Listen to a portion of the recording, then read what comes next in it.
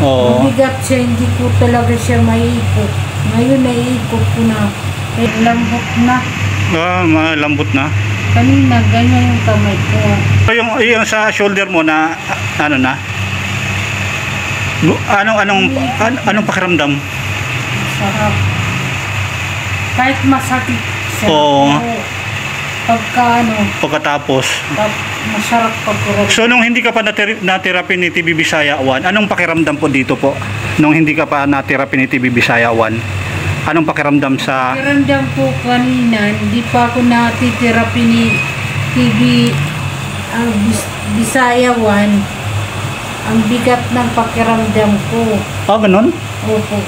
Ngayon, nung na-therapy ako, guminhawa ang pakiramdam ko. Naikot-ikot mo na yung shoulder mo? Naikot-ikot mo na eh? Naikot. Kanina, hindi ko naikot. Mabigat siya, hindi ko talaga siya maiikot.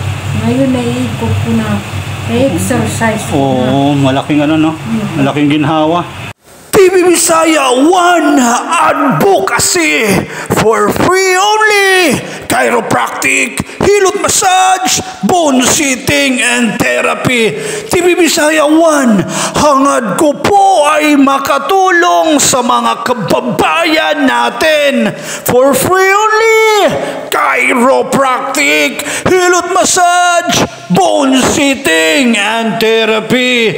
Si Nanay Aluha Estrada, siya po ay 2 years nang nagdurusa sa sakit na stroke.